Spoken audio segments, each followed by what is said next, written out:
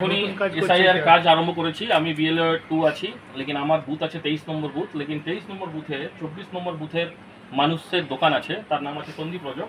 আজকে এনার 24 নম্বর বুথে যে বিএলএ 1 এসছেন, বুথ লেভেল অফিসার এসছেন, তিনি এখান থেকে কাজ আরম্ভ করেছেন। এখানে আমরা এখনই 12টা ইনাকে এইভাবে দিতে পেরেছি, যেটা আপনি দেখতে পাচ্ছেন। এখানে কিউআর কোড দেওয়া আছে, ফটো দেওয়া আছে। এবারে আমরা এই মাধ্যম থেকে, আমি যেহেতু বিএলএ 2 আছি, ভারতীয় জনতা পার্টিকে রিপ্রেজেন্টেটিভ করি, আমার কাজ আছে মানুষকে জানিয়ে দেওয়া, বুঝিয়ে দেওয়া। তো আমার হিসাবে মনে হচ্ছে এটা আপনার চ্যানেল, আমি চ্যানেলের মাধ্যমে এটা বুঝিয়ে দেওয়া উচিত ভাবি।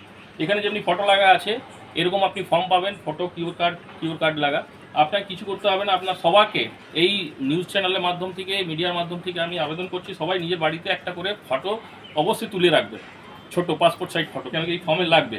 এরপর ওখানে যারা বিএলএ 1 আছে না, বিএলএ 2, যে পাড়াতে আপনার বুথের যারা ভোট করান, যারা বুথে বসেন, তারা আপনাকে সাহায্য করবেন। আর সাহায্য করে এই যে ফর্ম ফিল আপটা আপনি দেখলেন কীভাবে ফর্ম ফিল আপটা হচ্ছে, এইভাবেই ফর্ম ফিল আপ হবে। আগামী ফর্মটা আপনি এটাতে যা দেখতে পাচ্ছেন, আপনার বাড়িতে যখন বিএলএ 1 যাবে, আর মানে বুথ লেভেল অফিসার, আর বিএলএ 2 যখন যাবে, তখন আপনারা ওখানে বসে অবশ্যই তাদের সাথে সহযোগিতা করবেন আর লেহাজায় মেনটেন করে এই ফর্মটা ফিল আপ করবেন। কোনো টেনশন নেবেন না, কেন কি এখানে যাদের নাম আছে তাদের নাম থাকবে, কোনো নাম কাটাকাটির ব্যাপার নয়। এখানে যে হিউমার উড়ানো হচ্ছে কি এসআইআর মাধ্যম থেকে অনেক লোকের নাম কাটা হচ্ছে, বেকার কথা এটা।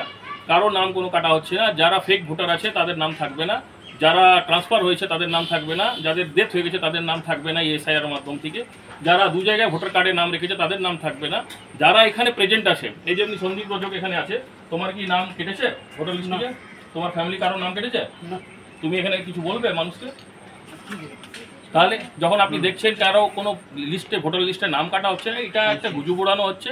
আপনারা ভালো করে